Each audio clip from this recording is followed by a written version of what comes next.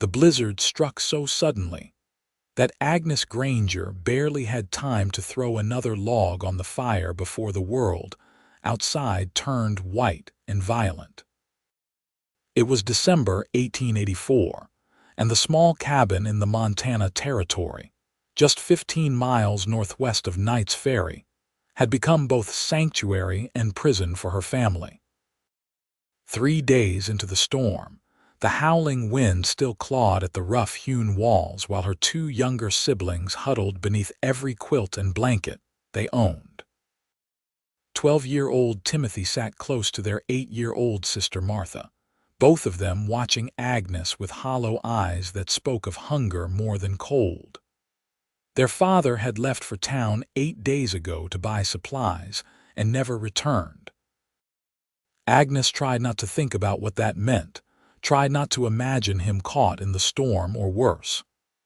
At 21, she had never expected to carry the weight of keeping her family alive through a Montana winter, but circumstance cared nothing for expectations. The fire crackled weakly, and Agnes counted the remaining logs stacked against the wall. 4 left, maybe 5 if she split the crooked one. She glanced at the nearly empty flour sack hanging from its hook, the single strip of dried venison that would need to last at least another day, and the basket with 3 wrinkled potatoes that had started to sprout. Her stomach cramped with hunger, but she had given most of her portion to Timothy and Martha last night. They needed their strength more than she did. "Agnes, I am so hungry," Martha whispered, her voice small and fragile in the dim cabin.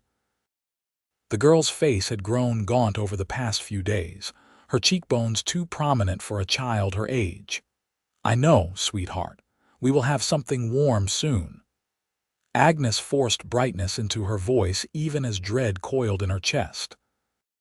She had been rationing everything, stretching their meager supplies as far as possible, but mathematics did not lie. They had perhaps 2 more days before the food ran out completely. Timothy stood and moved to the window, pressing his face against the frost-covered glass. "The snow is still falling hard. I cannot even see the fence line." Agnes joined him, peering out at the whiteout conditions. The wind had piled snow against the cabin walls in great drifts, some reaching halfway up the windows. Even if the storm broke tomorrow, it would take days for the roads to become passable again. Her father, if he was still alive, could not reach them. No one could. "Come away from the window," she said gently, guiding Timothy back toward the fire. "We need to keep warm and conserve our energy." The day crawled past with painful slowness. Agnes made a thin gruel from a handful of flour and water, adding tiny pieces of the venison for flavor. She gave the children each a boiled potato, lying that she had already eaten hers. The hunger gnawed at her insides like a living thing, but she swallowed it down with melted snow water and focused on keeping the fire alive. As darkness fell on the 4th day of the storm, Agnes lay awake listening to the wind scream.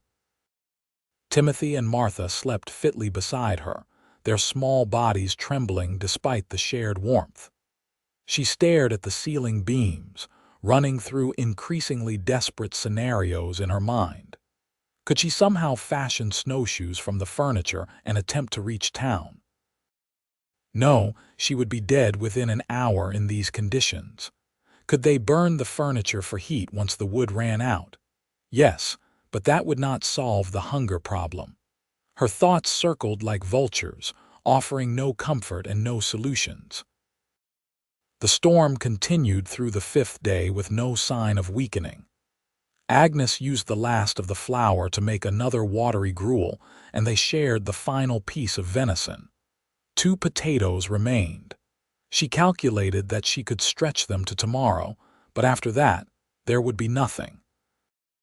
The children had stopped complaining about hunger, which frightened her more than their earlier whimpers. They simply sat by the fire, lethargic and hollow-eyed, their bodies beginning to consume themselves.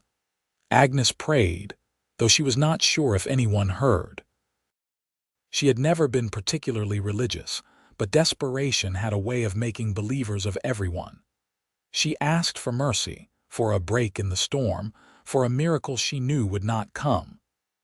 God helped those who helped themselves, the preachers always said, but there was nothing left for her to do. On the 6th day, a strange stillness woke her. The wind had stopped howling. Agnes scrambled from beneath the blankets, her stiff limbs protesting, and rushed to the window. The storm had not fully passed, but it had lessened considerably. Snow still fell, but gently now, without the violent fury of the previous days. Visibility had improved enough that she could make out the vague shapes of the barn and the fence posts.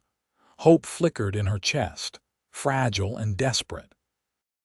If the storm continued to ease, perhaps someone from town would come looking for them. Perhaps her father would appear on the road, leading a horse laden with supplies. She clung to these fantasies even as rational thought whispered their impossibility. She divided the last 2 potatoes 3 ways for breakfast, knowing it was likely the last meal they would have. Timothy and Martha ate slowly, making each bite last, understanding without being told that nothing remained. After they finished, Agnes tucked them back under the blankets and told them to rest. She paced the small cabin, her mind racing through options she had already exhausted a dozen times. She could try to reach the neighbors 3 miles south, but the Hendersons had left for the winter to stay with family in Helena. The cabin would be locked and empty. The morning stretched toward afternoon, and Agnes found herself staring out the window more and more, watching the gentle snowfall and the gray landscape beyond. No movement appeared on the road. No miraculous rescue materialized from the white expanse. She was about to turn away when something caught her eye, a dark shape moving through the snow in the distance. At first, she thought it was just another drift, a trick of light and shadow, but then it moved again. A horse. Someone was riding toward the cabin. Agnes pressed her face to the cold glass, her heart hammering. The rider was still far off, moving slowly through the deep snow but definitely approaching. She could make out a dark coat, a wide-brimmed hat, and what looked like a pack horse trailing behind. For a moment she could not move, frozen between hope and disbelief. Then Martha's weak cough broke the spell, and Agnes sprang into action. She grabbed her father's old coat from its peg and threw it on over her thin dress, not bothering with the buttons. Her hands shook as she wrestled with the cabin door, which had frozen partially shut. The cold hit her like a physical blow when she finally wrenched it open, stealing the breath from her lungs. Snow immediately swirled into the cabin, and she heard Timothy call out in alarm behind her. "Someone is coming," she shouted back, then stepped out onto the porch. The rider was closer now, maybe a quarter-mile away. She could see him more clearly, a tall figure hunched against the cold, his horse plowing determinedly through the drifts. Agnes waved her arms over her head, though she knew he must have already seen the cabin. Behind her, she heard Timothy helping Martha to the door. "Is it father?" the boy called hopefully. Agnes squinted through the falling snow, studying the approaching rider's build and posture. Her heart sank. "No, but someone is coming to help us." The minutes it took for the rider to reach the cabin felt like hours. Agnes watched him navigate the final stretch, noting the careful way he guided his horse around the deepest drifts, the second horse following obediently behind. As he drew closer, she could make out more details. He was young, probably not much older than herself, with a red scarf wrapped around the lower half of his face and a thick layer of snow coating his shoulders and hat. His eyes, when they met hers from beneath the hat's brim, were a striking blue-gray, like winter sky. He reined in his horse at the porch steps, and for a moment they simply stared at each other. Agnes became suddenly aware of how she must look, gaunt and desperate in her father's oversized coat, her dark hair hanging in unwashed tangles around her face. But the stranger's eyes held no judgment, only concern. "Evening, miss," he said, his voice slightly muffled by the scarf. He had a soft drawl that marked him as someone from further south, maybe Texas or Oklahoma. "Looks like you folks might be in some trouble." "We are starving," Agnes said bluntly, too tired and desperate for polite pleasantries. "The storm trapped us here 6 days ago. We have no food left." The stranger nodded as if this was exactly what he had expected. He dismounted, moving a bit stiffly, and Agnes realized he must be half frozen himself. He reached for the pack horse's lead rope. "Name is Xavier Yates. I have been riding circuit between homesteads, checking on folks after this storm. Figured there might be some people in trouble." "You have food?"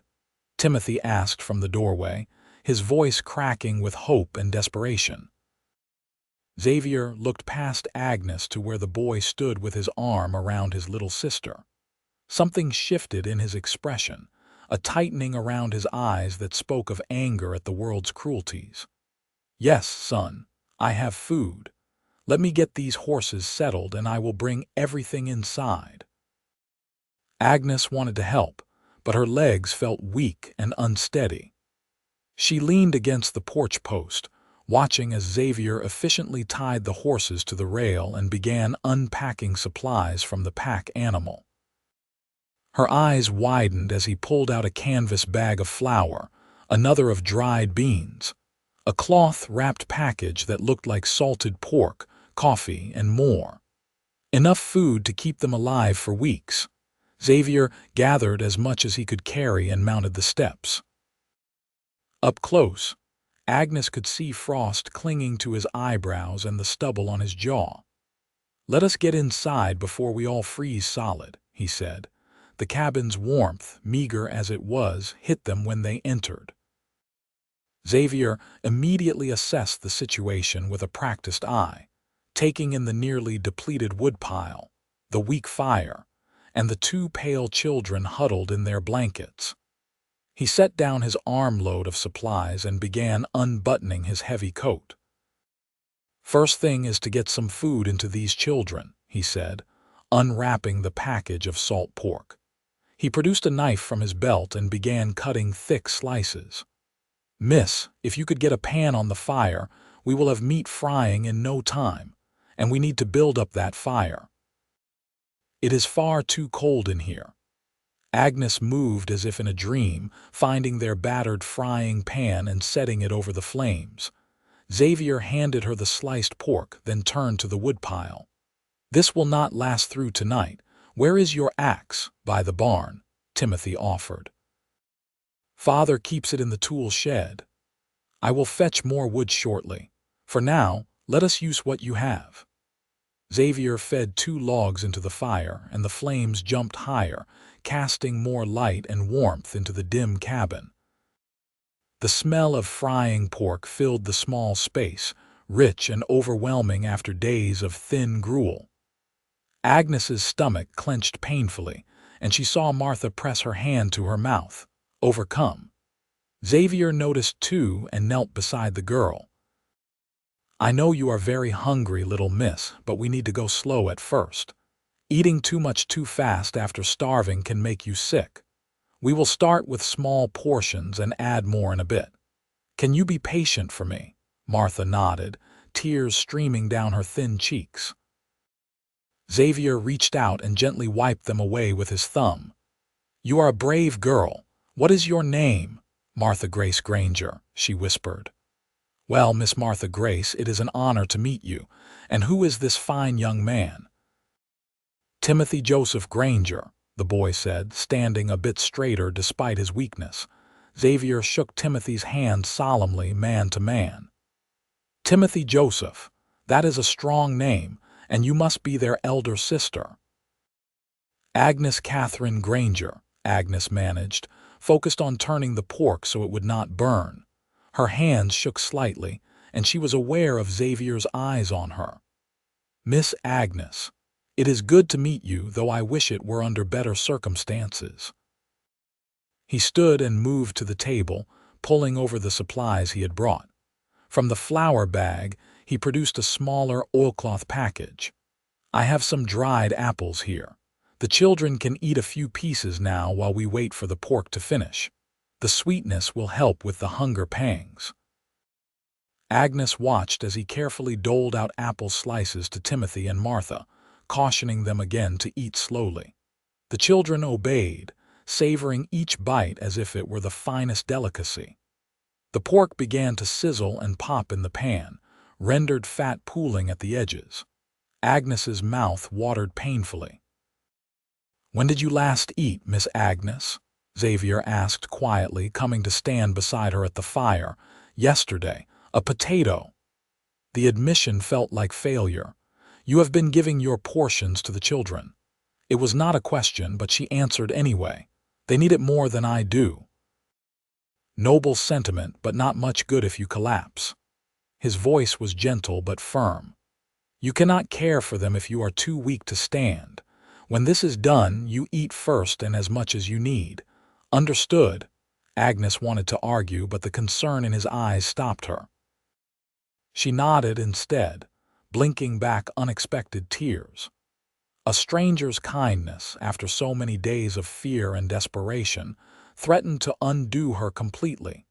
Xavier seemed to sense she was on the edge of breaking down. He moved away tactfully, busying himself with stoking the fire and organizing the supplies. When the pork was done, he helped Agnes divide it onto their few plates, giving her a generous portion along with some dried biscuits he had pulled from his saddlebag. The children received smaller servings, which they attacked with single-minded intensity. Agnes forced herself to eat slowly, though every instinct screamed at her to devour everything in sight. The salt pork was tough and chewy, the biscuits hard as rocks, but she had never tasted anything more delicious. Warmth spread through her body with each swallow, and she felt strength beginning to return to her limbs. Xavier ate his own small portion standing up, watching the family with quiet satisfaction. When everyone had finished, he collected the plates. "There is more for later," he assured them, "but we should let that settle first. Timothy, how about you and I go fetch more firewood while there is still some daylight left? The ladies can warm up here by the fire." Timothy jumped at the chance to help, pulling on his inadequate coat. Xavier frowned at the thin garment but said nothing, instead draping his own thick scarf around the boy's neck. "Bundle up as best you can. We will not be long." Agnes started to protest that Timothy was too weak, but Xavier caught her eye and gave a small shake of his head. He understood that the boy needed to feel useful, needed to reclaim some dignity after days of helpless hunger. She bit back her objection and watched them head out into the snow. With the men gone, Martha curled up beside Agnes on the bench near the fire. The girl felt like a bundle of bird bones in her arms, far too light and fragile.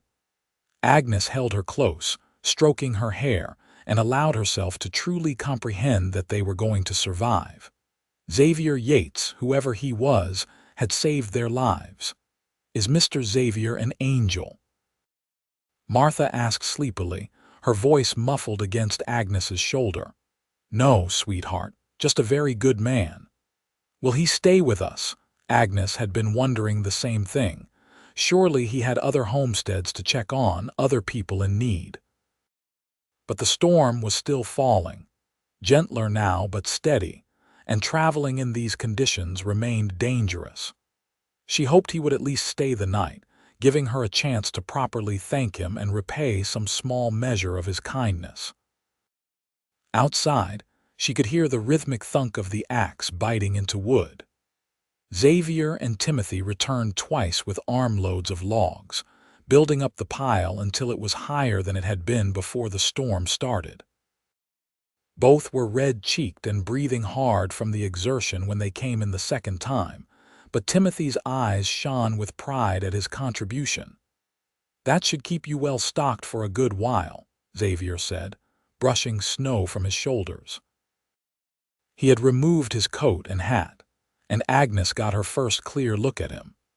He was indeed young, perhaps 25 at most, with dark brown hair that curled slightly at the ends and strong, even features marked by several days' worth of stubble. His clothes were worn but well maintained, the practical garments of a working cowboy. Something about the way he carried himself spoke of quiet competence and reliability. The afternoon faded into evening, and the snow continued to fall. Xavier showed no signs of preparing to leave, instead making himself useful by checking the cabin for drafts and stuffing rags into gaps where cold air seeped through. He prepared another meal for them as darkness settled, this time a simple but hearty bean soup with chunks of pork and the last of Agnes's withered potatoes. The cabin filled with warmth and the comforting smell of cooking food, transforming from a place of desperation into something approaching a home again. As they ate, Xavier asked gentle questions about their situation. Agnes explained about their father going to town for supplies and failing to return, about the storm hitting with such sudden violence, about their dwindling resources and growing desperation. She found herself talking more than she had intended, the words spilling out in a rush now that someone was there to listen. "Your father, what is his name?" Xavier asked. "Thomas Granger. He is a homesteader, been working this claim for 5 years now. We came from Illinois originally." Xavier nodded thoughtfully. "I will ask about him when I get to Knight's Ferry. Someone there might know what became of him." "You think he might still be alive?" Timothy asked, hope flaring in his voice. "I think a winter storm in Montana can delay a man considerably," Xavier said carefully. "He might be holed up somewhere waiting for the weather to clear, same as you folks were. Or he might have made it to town but been unable to get back. There are a dozen possible explanations that do not involve the worst." Agnes appreciated his honesty and his refusal to offer false comfort. She had been preparing herself for the likelihood that her father was dead, frozen somewhere between the cabin and town. But Xavier's words reminded her that uncertainty was not the same as certainty. After supper, Xavier spread his bedroll near the fire, insisting that the family keep their sleeping area. He seemed perfectly comfortable on the hard floor, his saddlebag serving as a pillow. The cabin felt almost crowded with 5 people instead of 3, but it was a comforting crowding, the presence of another adult easing some of the crushing responsibility from Agnes's shoulders. She lay awake for a long time that night, listening to the soft sounds of breathing around her. Timothy and Martha had fallen asleep almost instantly, their bellies full for the first time in days. Xavier's breathing was slower, deeper, the rhythm of someone accustomed to sleeping light and waking at the smallest disturbance.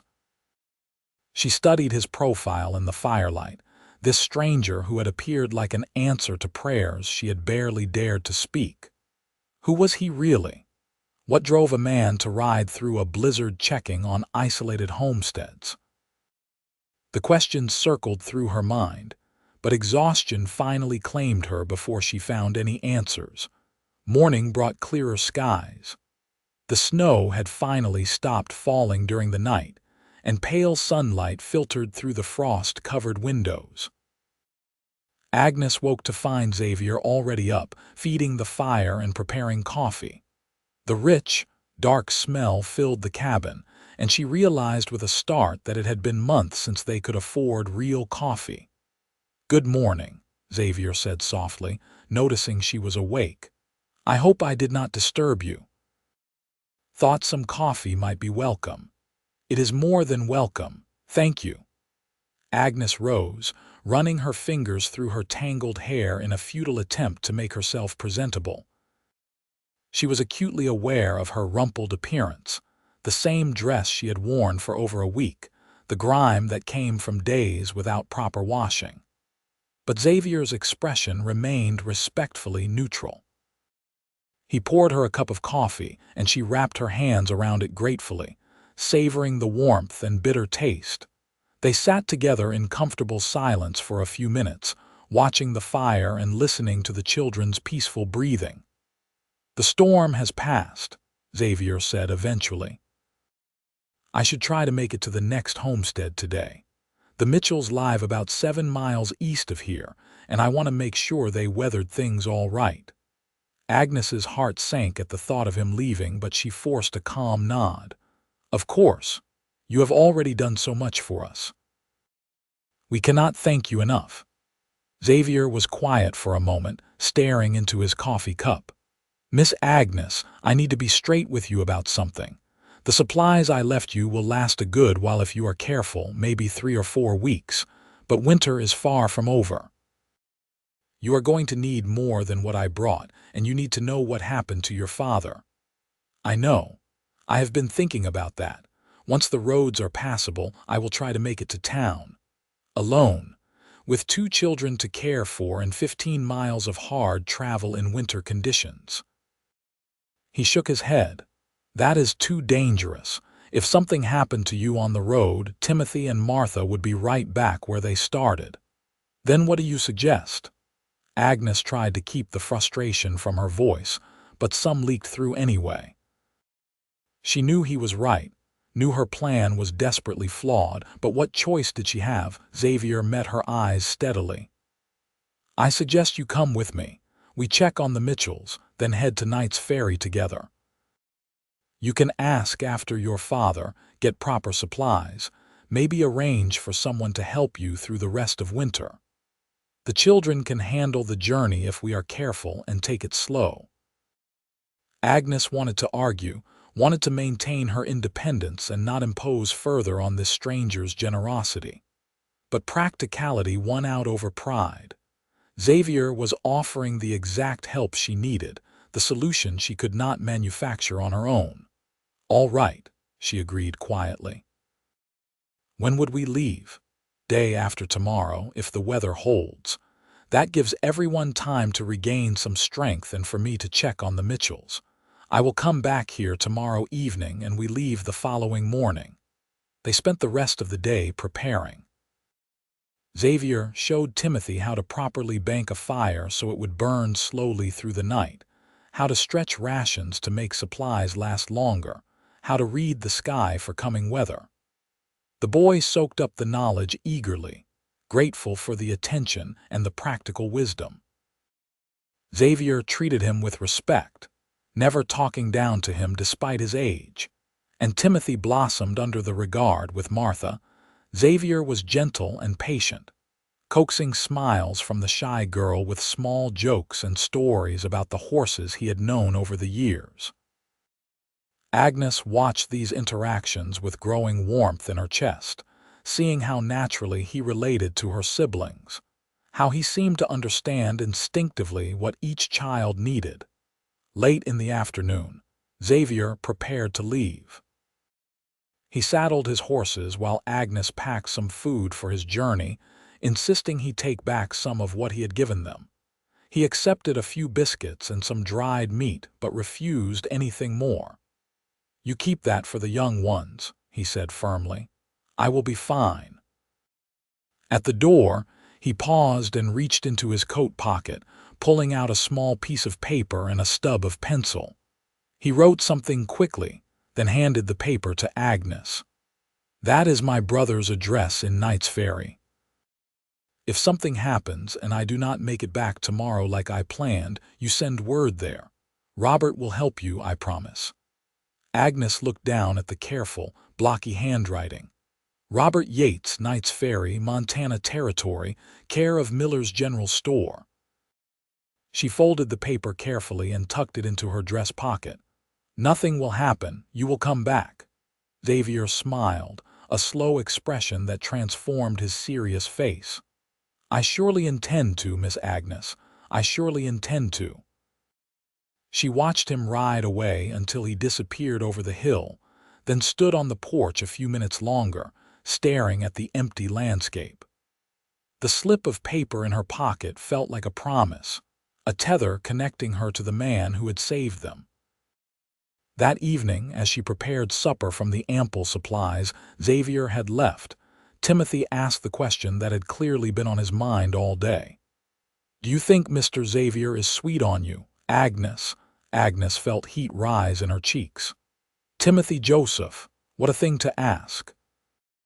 "He is simply a good Christian helping folks in need." "He looked at you special, though. I saw it. You saw no such thing. Now wash up for supper." But alone that night, with the children asleep and the fire burning low, Agnes allowed herself to examine the flutter in her chest when she thought of Xavier returning tomorrow.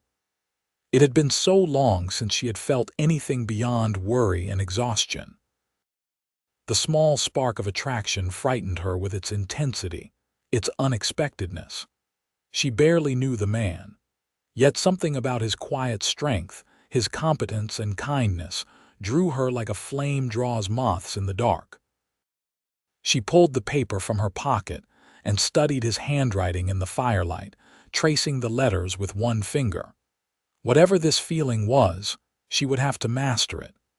Xavier Yates was clearly a drifter, a man who rode from place to place with no ties and no permanent home. Even if he did feel some regard for her, which she seriously doubted, nothing could come of it. Her life was here on the homestead with her siblings. His was out there on the open range. Still, she carefully tucked the paper away in her mother's old Bible, preserving it like the treasure it might someday become. The next day crawled past with agonizing slowness. Agnes kept herself busy with necessary tasks, washing clothes in melted snow water, tidying the cabin, preparing meals. But her eyes constantly drifted to the window, watching for a rider on the horizon. Martha noticed her distraction and giggled about it, which made Agnes blush and scold her gently, which only made Martha giggle more. Late afternoon arrived with no sign of Xavier. Agnes tried not to worry. He had said evening, and evening could mean any time before full dark. But as the sun sank lower and shadows lengthened across the snow, anxiety began to gnaw at her. Had something happened to him? Had he encountered trouble at the Mitchell homestead? The Montana Territory could be dangerous even without blizzard conditions. Wolves, bears emerging hungry from hibernation, accidents with no one around to help. Timothy came to stand beside her at the window. "He will come. Mr. Xavier keeps his promises." "How do you know?" "I just know." "You can see it in a man." Agnes smiled despite her worry. "When did you become such an expert on judging men's characters?" "I pay attention. Father always said you can tell everything about a man by whether he keeps his word." The mention of their father brought a moment of somber silence. Agnes put her arm around Timothy's shoulders. "Father is a wise man, and I am sure you are right about Mr. Xavier." As if summoned by their faith, a dark shape appeared on the western road. Agnes's heart leaped, and she pressed her face to the cold glass. The rider grew closer, resolving into Xavier on his bay horse, the pack animal trailing behind. Relief flooded through her, so intense it left her dizzy. She threw on her coat and rushed out onto the porch, not caring that she looked overager. Xavier raised his hand in greeting as he approached, and she could see a smile on his face even from a distance. "Evening, Miss Agnes," he called as he reined in. "Sorry I am later than planned. The Mitchells needed some extra help. Is everything all right with them?" "It is now.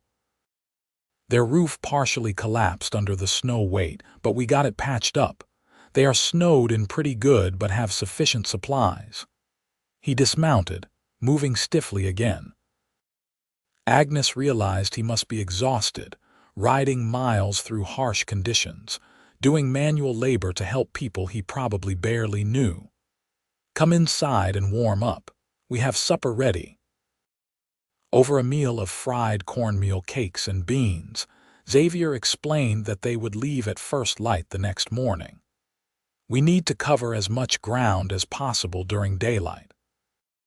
It will be slow going through the snow, especially with the children, so we might not make it all the way to Knight's Ferry in one day. There is an old trapper's station about 12 miles from here where we can shelter if needed." Agnes nodded, already mentally preparing what they would need to pack. "Will the cabin be all right, left empty? We will bank the fire well and secure everything. I will come back with you after we settle matters in town, help you get properly set up for the rest of winter." The casual way he said this, as if it were simply a given that he would continue to be part of their lives, made Agnes's pulse quicken. She focused on her plate, afraid her face would reveal too much. That night, the cabin felt charged with anticipation. Tomorrow would bring answers about their father, connection to the wider world, an end to their isolation. Agnes lay awake, listening to Xavier's steady breathing across the room, and wondered what the next day would bring. Dawn arrived cold and clear, the sky a pale wash of blue and pink. They were up and moving before the sun fully cleared the horizon, packing essentials into bags and saddling Xavier's horses. Agnes would ride the pack horse with Martha sitting in front of her, while Timothy would ride behind Xavier on the bay. It was not ideal, but it was the best arrangement for covering the distance safely. Before they left, Xavier walked through the cabin one final time, checking that everything was properly secured. He left a generous portion of the supplies stored away, ensuring they would have food when they returned. Agnes watched him work, noting how thorough and careful he was, how he took responsibility for things that were not strictly his concern. "Ready?" he asked finally, meeting her eyes. "Ready," she confirmed, though her stomach fluttered with nervousness. The journey was even harder than Agnes had anticipated. The horses struggled through deep snow, often sinking to their bellies in the drifts. Xavier led them along what he said was the road, though it was completely invisible beneath the white blanket. He navigated by landmarks, a distinctive rock formation here, a line of fence posts there, demonstrating an intimate knowledge of the territory that came only from long experience. They stopped frequently to rest the horses and warm the children. Xavier produced a flask of whiskey from his saddlebag and added small amounts to melted snow water, explaining that it would help fight the cold from inside. Agnes took a sip and coughed as the burning liquid hit her throat, but warmth spread through her chest and limbs. Martha and Timothy each got a tiny splash mixed heavily with water. By midday, they had covered perhaps 6 miles. Xavier studied the sky with a concerned expression. "More weather coming, I think. We should push for the trapper's station. We will not make Knight's Ferry today." Agnes saw it too, the bank of gray clouds building on the western horizon. She tightened her arms around Martha and nodded her agreement. They pressed on, the horses laboring through the snow, everyone silent and focused on the task of moving forward. The trapper's station appeared just as the first new snowflakes began to fall. It was a small, sturdy structure built against a hillside, with space for animals on one end and people on the other. Xavier clearly knew it well, guiding the horses directly to the shelter without hesitation. Inside, out of the wind, they all took deep breaths of relief. The structure was crude but sound, with a fire pit and even some old firewood stacked in the corner. Xavier immediately set about starting a fire while Agnes helped the children out of their snow-crusted outer clothes. "We were lucky," Xavier said, feeding kindling to the growing flames. "This station is maintained by trappers who work this area. There are basic supplies here for emergencies." He was right. Agnes found a cache of canned goods, more firewood, even some old blankets stored in a wooden chest. It was not comfortable, but it was safe and warm, and that was everything. As night fell and the new storm picked up outside, they huddled around the fire eating canned beans and hardtack. The situation was oddly intimate, the five of them in the small space with wind howling beyond the walls. Martha and Timothy eventually curled up in the blankets and fell asleep, exhausted from the day's journey. Xavier and Agnes sat across the fire from each other, both too keyed up to sleep yet. The firelight played across Xavier's features, highlighting the strong line of his jaw, the tiredness around his eyes. Agnes realized he must be beyond exhausted, yet he had not complained once. "Why do you do this?" she asked quietly. "Ride around helping strangers." "It cannot pay well, and it is clearly dangerous." Xavier was quiet for a long moment, staring into the flames. "My family homesteaded in Oklahoma Territory when I was young. One winter, similar to this one, we got caught in a bad situation. Pa died in a farming accident just before the snows came, and Ma was struggling to keep things together. We would have starved if not for a neighbor who checked on us, who helped us through those hard months." He paused, his voice roughening slightly. "Ma died of pneumonia that spring, but my brother and I survived because of that neighbor's kindness. I guess I ride circuit trying to be what he was for us, trying to make sure other families do not get forgotten when times are hard." Agnes felt tears prick her eyes at the simple honesty of his answer. "I am sorry about your parents. It was a long time ago. Robert and I both landed on our feet eventually. He took to storekeeping, I took to drifting. We each found our path. Do you ever want to stop drifting?" "Settle somewhere." Xavier looked at her then, really looked at her, and Agnes felt heat rise in her face despite the cold. "I have been thinking about that more lately," he said softly, "starting to feel like maybe the drifting has run its course. Maybe it is time to find something worth staying for." The air between them felt charged, heavy with unspoken meaning. Agnes knew she should look away, should break the intensity of the moment, but she could not. Xavier's eyes held hers, and in them she saw possibility, promise, the reflection of feelings she barely dared to name. "Agnes," he began, leaning forward slightly. Timothy stirred in his sleep and mumbled something unintelligible. The spell broke. Xavier sat back, running a hand through his hair, and Agnes looked down at her folded hands. But something had shifted between them, acknowledged if not yet spoken. They sat in charged silence for a while longer, then Xavier stood and added more wood to the fire. "We should get some sleep. Tomorrow will be another hard push to make Knight's Ferry." Agnes nodded and moved to where the children slept, lying down beside Martha. But she remained awake for a long time, acutely aware of Xavier's presence across the small space, replaying his words over and over. Something worth staying for. Did he mean her? Was she reading too much into a simple statement? The questions circled through her mind, but underneath them ran a current of hope, fragile and insistent. Morning brought clear skies and bitter cold. They were up early, everyone stiff and sore from sleeping on the hard ground. Xavier checked the horses, and they set out as soon as there was enough light to navigate safely. The second day's journey was easier than the first. They were following a more established road now, one that had been partially broken by other travelers. They passed two other groups, families heading to town for similar reasons, and shared brief conversations about the storm and its aftermath. Each time, Agnes noticed how people seemed to recognize and respect Xavier, greeting him with genuine warmth.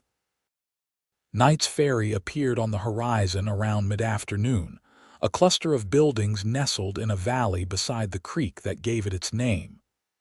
Agnes felt a rush of relief at the sight.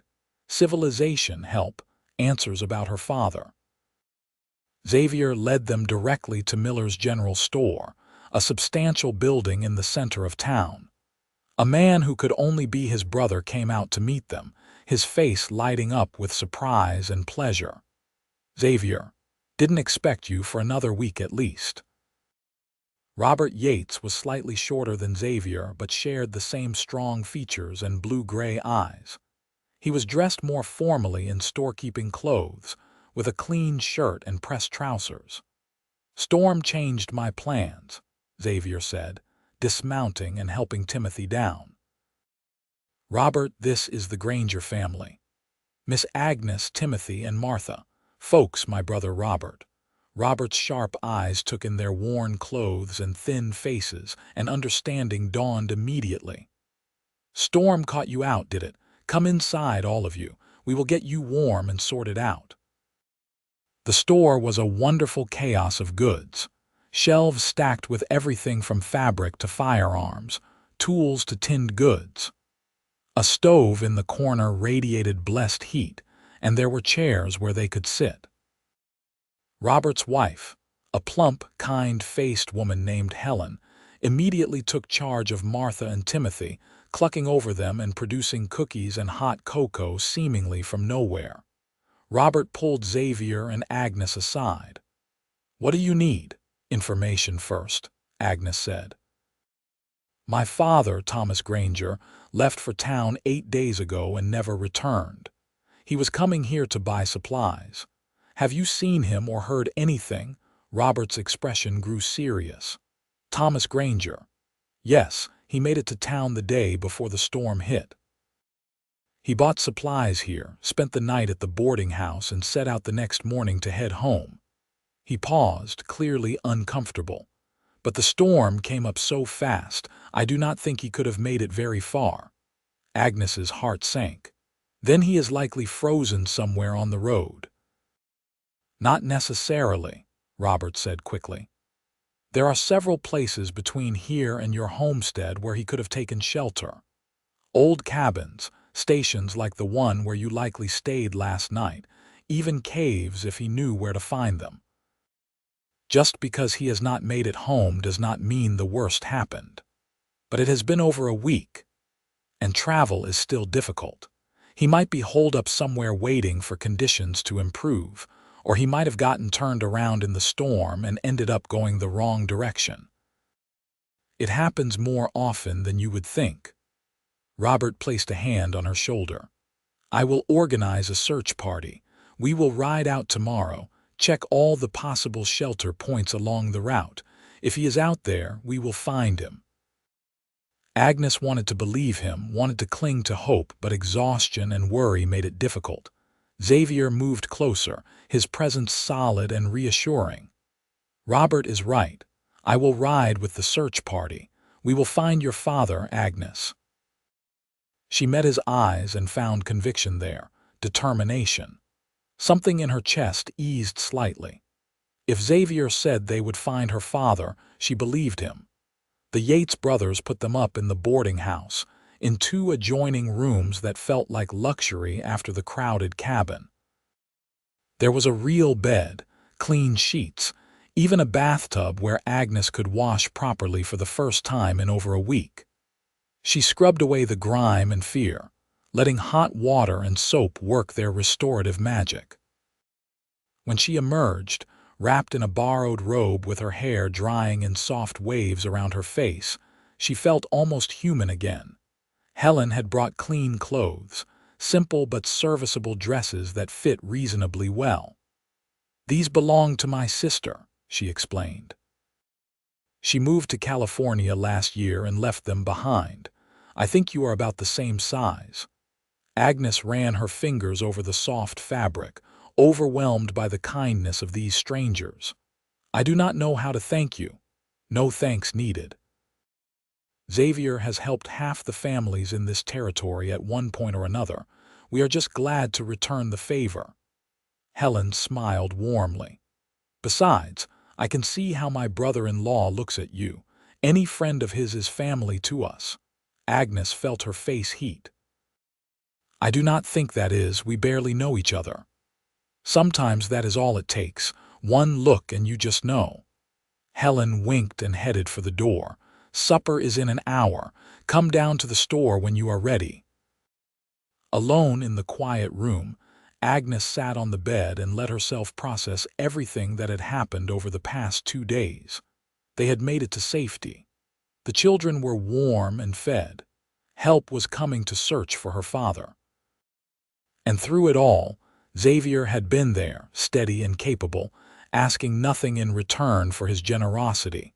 What did he want from her? What did she want from him?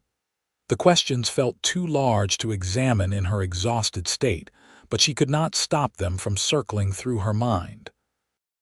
Supper that evening was a lively affair in the Yates' private quarters above the store. Robert and Helen had 2 small children of their own, and the house was warm and chaotic in the best possible way. Agnes watched Xavier with his nieces, the gentle patience he showed them, and felt something in her heart turn over. After the children were put to bed, the adults sat around the fire drinking coffee and discussing plans. Robert had gathered 5 men who would ride out at first light to search for Thomas Granger. They would split into 2 groups, covering different possible routes and shelter points. I want to come too, Agnes said. 3 male voices immediately protested. Agnes raised her hand. He is my father. I need to be part of finding him. Agnes, you are exhausted and you have been through hell, Xavier said gently. Let us do this. You stay here and rest, be with your siblings. If we find him when we find him, he will need you strong and healthy, not collapsed from pushing yourself too hard. She wanted to argue, but reason won out. Xavier was right. She was running on fumes, and another day of hard travel might break her completely. All right, but you will send word immediately if you find anything. The moment we know something, you will know, Robert promised. The search party departed before dawn. Agnes stood at the boarding house window and watched them ride out, 6 men on horseback with supplies and determination. Xavier turned in his saddle just before they disappeared around a building, and even at that distance, she felt the connection between them, invisible but undeniable. The day dragged interminably. Agnes tried to keep busy, helping Helen in the store, playing with the children, but her mind was miles away with the search party. Every time the door opened, she looked up hopefully, but it was always just customers or townspeople. Martha and Timothy seemed to sense her anxiety. They stayed close, unusually quiet and well-behaved. Timothy found a book in the boarding house parlor and read to his sister, while Agnes attempted to occupy herself with mending some of Helen's torn linens. Afternoon faded to evening with no word. Agnes forced herself to eat supper, knowing she needed to maintain her strength, but the food tasted like ash in her mouth. What if they found nothing? What if they found something terrible? The possibilities spiraled through her mind, each worse than the last. Full dark had fallen when Agnes heard horses in the street below. She rushed to the window, her heart pounding, and saw the search party returning. Even in the lamplight, she could not make out their expressions or whether they had someone with them. She flew down the stairs and out into the cold street, not bothering with her coat. Xavier saw her immediately and dismounted quickly, moving to intercept her before she could see what was behind him. Agnes, wait. His hands caught her shoulders, and the grave expression on his face made her stomach drop. Is he alive? She whispered. Yes, but he is hurt. We found him in an old line shack about 9 miles northeast of your cabin. He took shelter there when the storm hit, but somehow injured his leg, probably a fall. It has been bad for a while. Agnes, he is very ill. Relief and terror warred in her chest, alive but hurt and ill.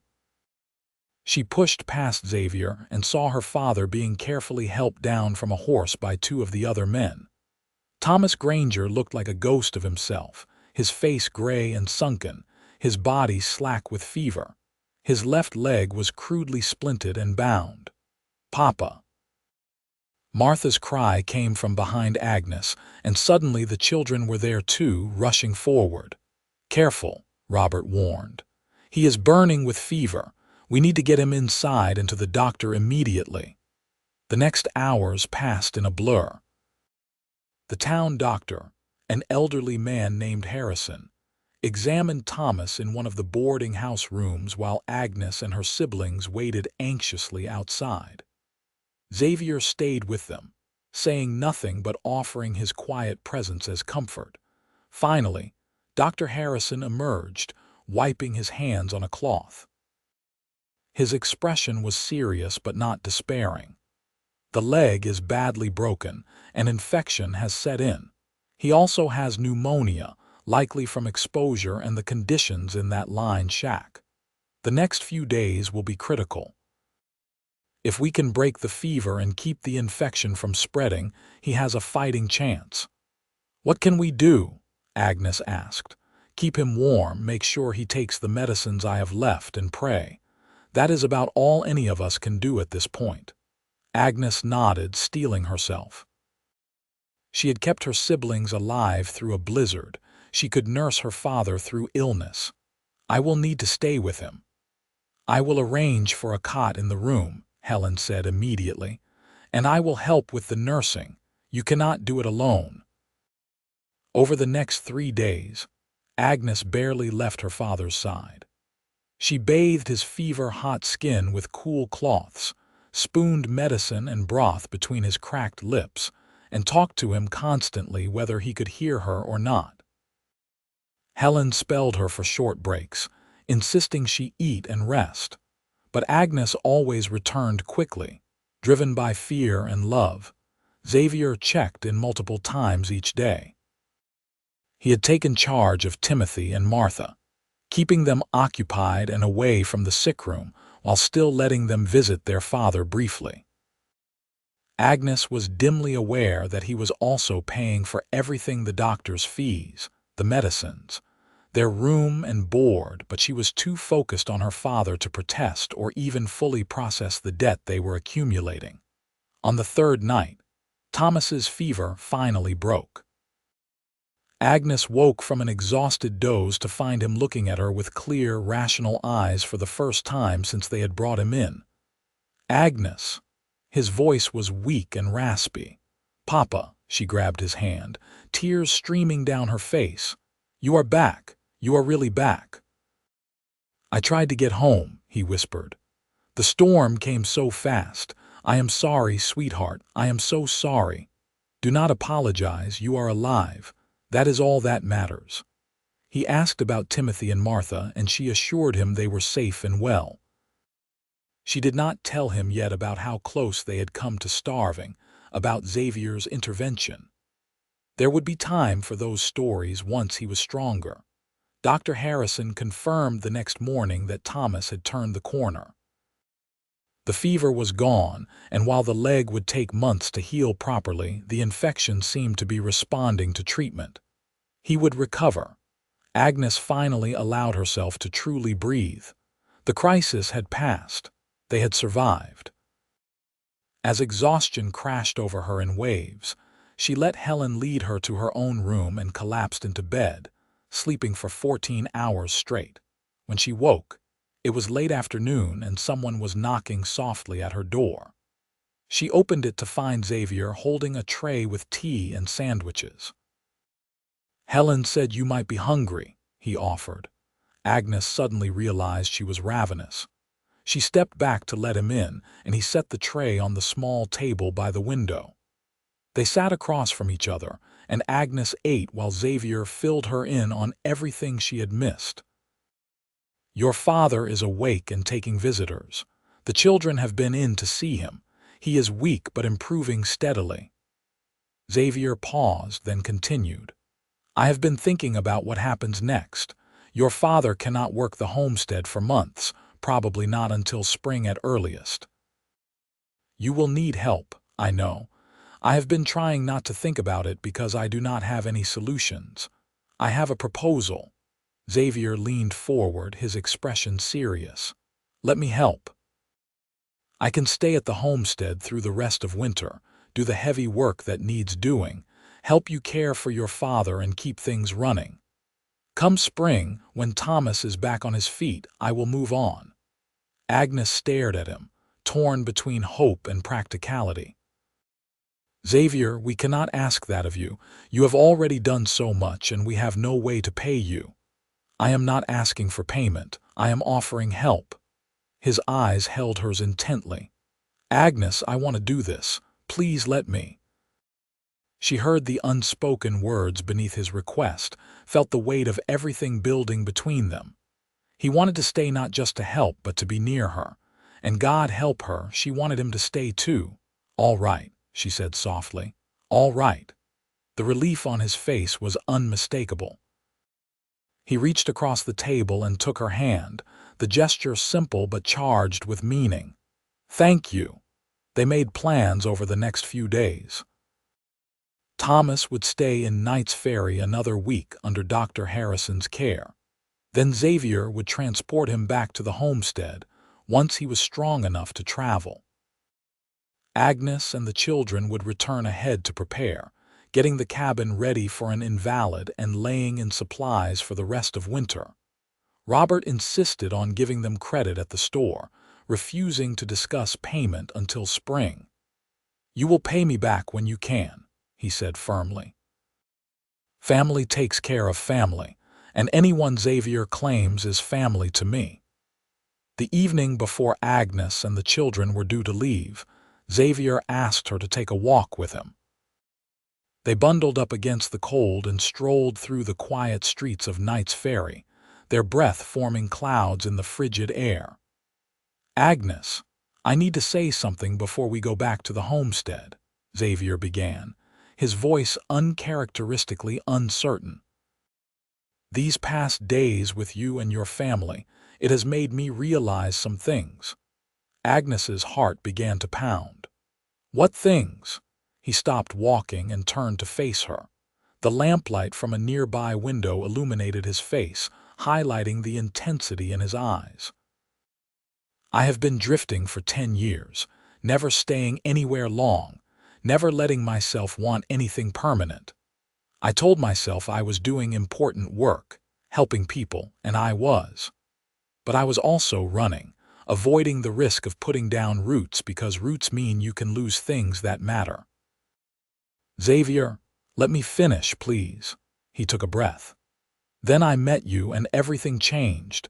Your strength, your courage, the way you protect your family even when you are terrified yourself. Agnes, you are the something worth staying for that I was talking about. If you will have me, I want to court you properly.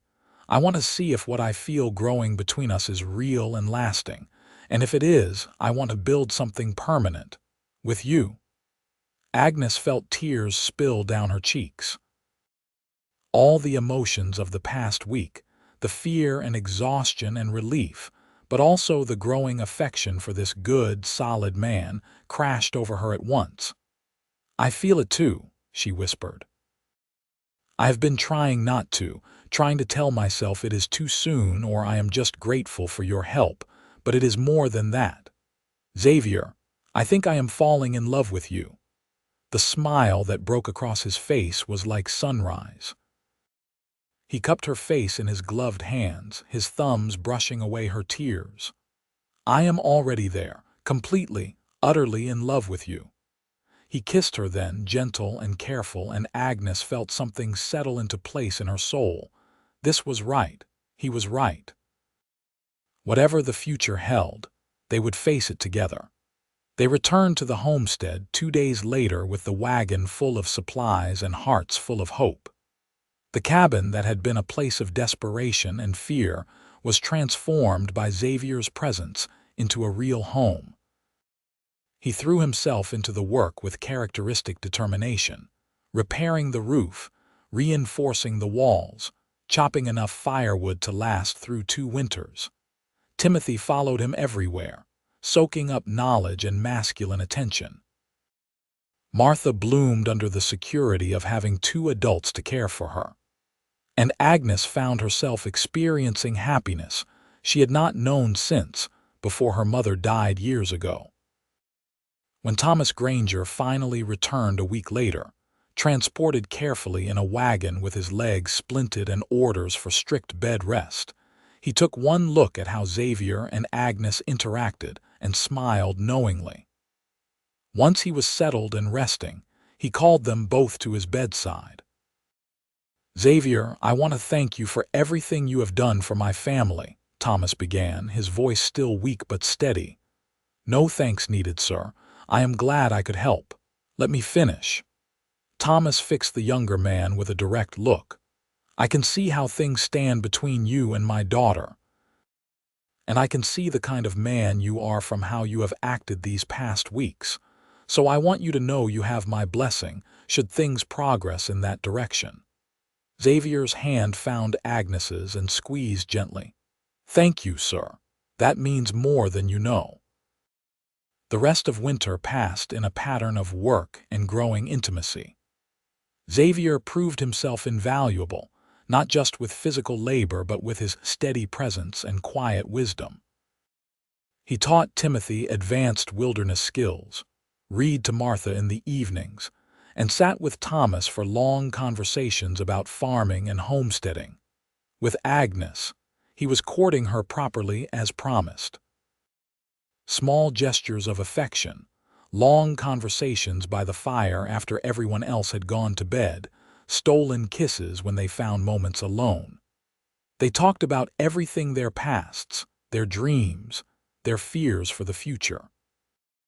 Agnes learned about his wandering years, the people he had helped, the loneliness that had haunted him despite constant travel.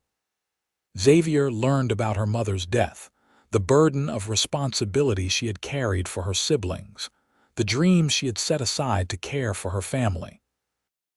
"You do not have to set them aside forever," he told her one night, his arm around her shoulders as they sat on the porch watching stars blaze in the clear winter sky. "Whatever you want to do, whatever you want to be, I will help you get there. Right now, I just want this," Agnes said honestly. "You, my family, this life. It is more than I ever hoped for." As winter softened into early spring, Thomas's leg healed enough that he could move around with a crutch. The cast the doctor had fashioned from splints and plaster would need to stay on for several more weeks, but he was improving steadily. With Xavier's help, they began planning the spring planting, deciding what crops to put in and where. One evening in early March, Xavier asked Agnes to walk with him after supper. They had developed a routine of evening strolls, using the time to talk privately while staying close enough to the cabin to hear if they were needed. But tonight felt different. Xavier seemed nervous, his usual calm demeanor ruffled. Agnes noticed but said nothing, simply walking beside him and waiting for him to speak. They ended up at the small rise behind the cabin, the spot where you could see for miles across the Montana landscape. The sun was setting, painting the sky in shades of orange and pink, the snow finally receding to reveal the brown earth beneath. "Agnes," Xavier began, then stopped and took a breath. "I practiced what I was going to say, but now all the words have fled." Agnes smiled, her heart beginning to race. "Just say what is in your heart." He took both her hands in his, meeting her eyes with an intensity that made her breath catch. "I love you. I have loved you since that first day when you came out on the porch looking half-starved and wholly fierce, determined to protect your family no matter the cost. These months with you have been the happiest of my life. You are everything I did not know I was looking for: strength and kindness, courage and grace, all wrapped up in the most beautiful woman I have ever known." He released one of her hands to reach into his coat pocket, pulling out a small box. Agnes gasped as he opened it to reveal a simple gold band with a small diamond. "It was my grandmother's ring," Xavier explained. The only thing I have from my family. Robert kept it safe for me all these years. Agnes Catherine Granger, will you marry me? Will you let me spend the rest of my life loving you and building a home with you? Tears streamed down Agnes's face, but they were tears of pure joy. Yes, yes, Xavier, I will marry you. He slipped the ring onto her finger and it fit perfectly, as if it had been made for her hand. Then he was kissing her, deep and passionate, and Agnes felt her whole world shift and settle into its proper alignment. This man, this life, this future, it was all she wanted. They were married 3 weeks later in the small church in Knight's Ferry. The whole town turned out for the celebration, everyone who had been helped by Xavier over the years wanting to witness his happiness. Agnes wore a beautiful dress that Helen had helped her make, simple white cotton with lace at the collar and cuffs. Timothy stood up as Xavier's best man, bursting with pride at the honor. Martha served as flower girl, scattering early wildflowers down the aisle. And Thomas Granger walked his daughter to the altar on his crutch, his eyes wet with tears of gratitude and joy. Robert served as minister, having been ordained years ago for just such occasions in frontier towns where proper clergy were scarce. He spoke movingly about partnership and love, about building a life together through hardship and joy. When Xavier and Agnes exchanged their vows, there was not a dry eye in the church. The celebration afterward was raucous and warm, with music and dancing and more food than Agnes had seen in one place since leaving Illinois. Xavier never left her side, his hand always finding hers, his eyes constantly seeking her face. They were the center of attention, toasted and congratulated until Agnes's cheeks hurt from smiling. As the party wound down and evening approached, Xavier and Agnes slipped away to the boarding house, where Robert had arranged a private room for their wedding night. Away from the noise and celebration, alone together for the first time as husband and wife, they came together with tenderness and passion, discovering each other fully and completely. Afterward, lying in Xavier's arms in the darkness, Agnes felt a contentment she had never known existed. "I love you," she whispered. "I love you too, wife." She could hear the smile in his voice. "That sounds good, wife." "Husband," she tested the word, finding it felt right and true. "My husband." They returned to the homestead the next day to begin their life together. Xavier had a long talk with Thomas about the future. He wanted to properly invest in the homestead, to become a full partner in making it prosper. Thomas readily agreed, grateful to have a capable son-in-law who would help ensure his children's future. Spring became summer, and the homestead thrived under their combined efforts. The crops came in strong, and Xavier used some of his savings to purchase 2 cows and a breeding pair of pigs. Agnes discovered she was pregnant in July, and the news sent Xavier into paroxysms of joy and protectiveness. He hovered over her constantly until she laughingly told him to stop treating her like she was made of glass. Thomas's leg healed fully by late summer, and he was able to return to light work. The family dynamics shifted into a comfortable new pattern, with Xavier and Agnes as the primary workers and decision-makers, while Thomas focused on teaching Timothy everything he needed to know about running a homestead. The baby came in March of 1886, a healthy boy with his father's blue-gray eyes and his mother's dark hair. They named him Thomas Robert Yates, honoring both grandfathers. Xavier wept openly when the midwife placed his son in his arms, overcome with wonder and love. Agnes watched her husband cradle their newborn and felt her heart swell, almost painfully. This life they were building together, this family they were creating, it was everything she had dreamed of and more. The man who had ridden through a blizzard to save them had become the center of her world, her partner in all things, the love of her life. 2 years later, A daughter followed, and they named her Helen Martha after the two women who had shown them such kindness.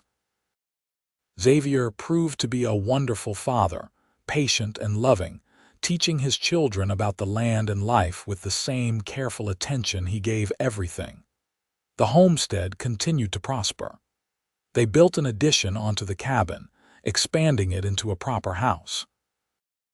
They acquired more livestock and planted an orchard.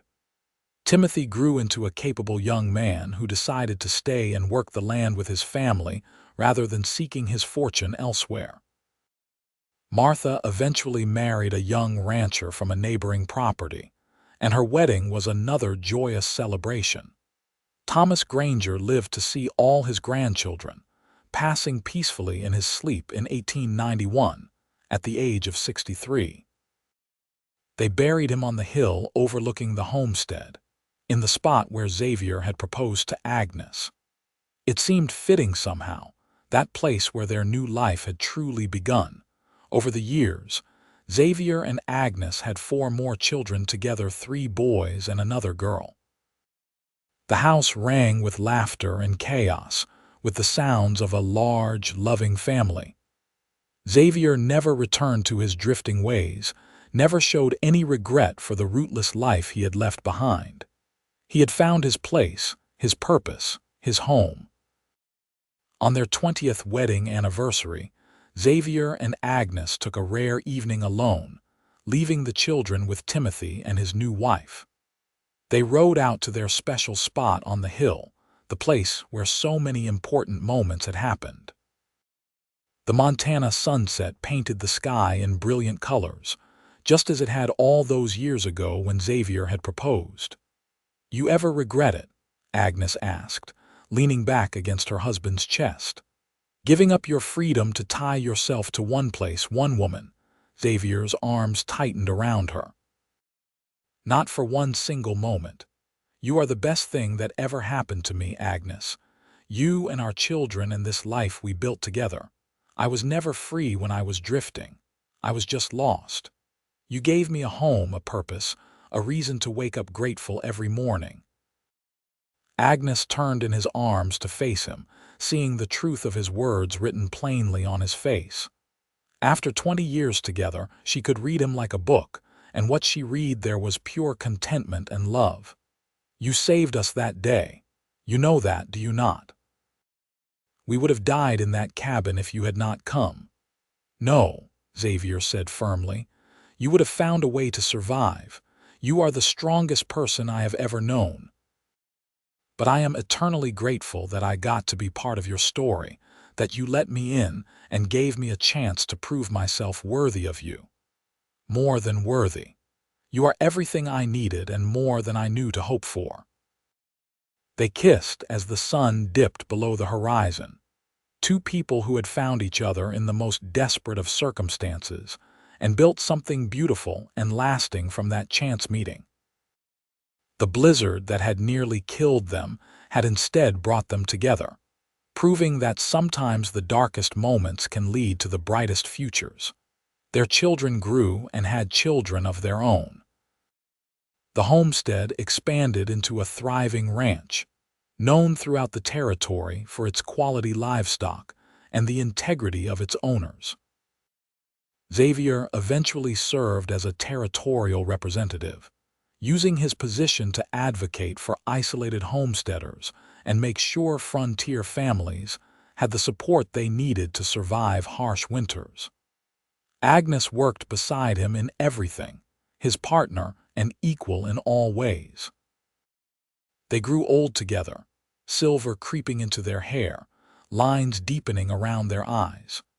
But Xavier still looked at Agnes the way he had that first day when he rode up to her cabin, with wonder and love.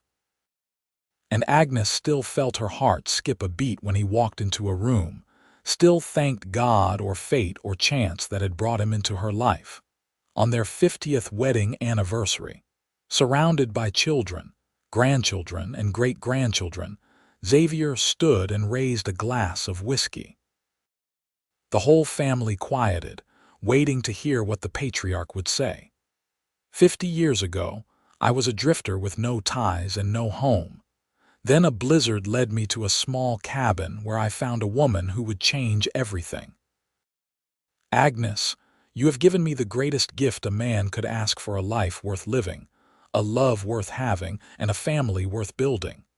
I would ride through 1,000 blizzards if it meant finding you again at the end. His voice grew thick with emotion. You are my home, my heart, my everything. Here is to 50 more years, if the good Lord is willing. The family erupted in cheers and applause. Agnes stood and made her way to Xavier's side, taking his hand the way she had so many times over their decades together. 50 more years, she echoed, though they both knew that was not realistic at their age. But it did not matter. They had been given more than most people could hope for: a great love, a beautiful life, and enough time to build something that would outlast them both. Xavier and Agnes Yates lived into their 80s, passing within months of each other in 1934. By then, Montana was no longer a territory but a state, the wild frontier days just memories shared by the very old. But their legacy lived on in the ranch they had built, in the children and grandchildren who carried their values forward, in the stories told and retold about the cowboy who had ridden through a blizzard to save a starving family and ended up finding his heart. The homestead, expanded and modernized but still recognizably the same place where Agnes had once faced starvation and despair, remained in the family for generations.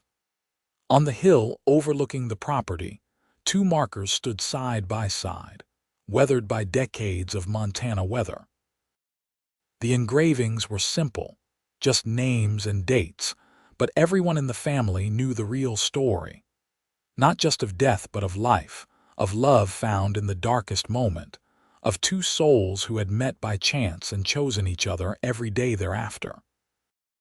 The address Xavier had written on that scrap of paper all those years ago, the one Agnes had kept in her mother's Bible even after it was no longer needed, remained there still. Preserved behind glass now, part of the family history passed down with pride. It represented more than just words on paper.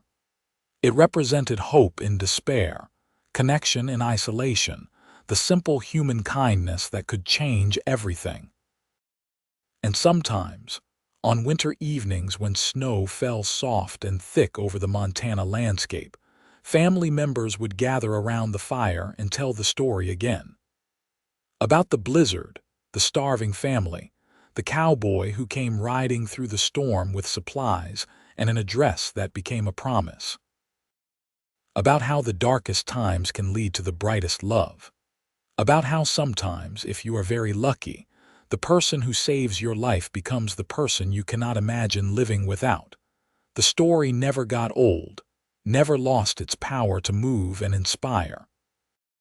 Because at its heart was a simple, eternal truth that love, real and lasting love, is worth any hardship. That family, blood or chosen, is what makes survival worthwhile. And that sometimes, just sometimes, the universe conspires to bring 2 people together at exactly the right moment, in exactly the right way, to create something beautiful that will echo through generations.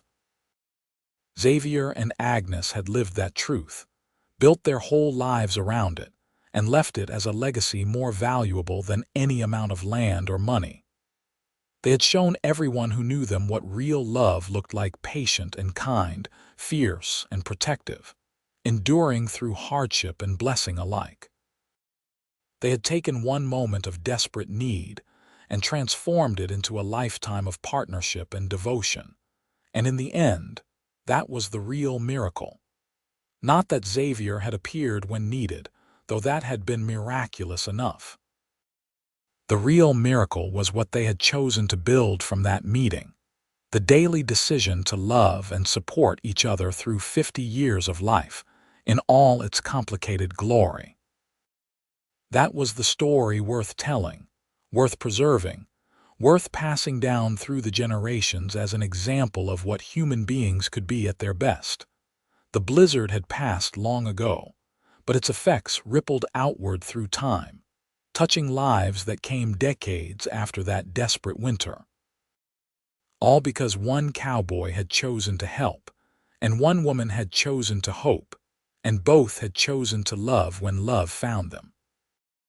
That was the true end of the story, not an ending at all, but a beginning that continued to unfold, year after year, generation after generation, a testament to the power of kindness and the enduring strength of love.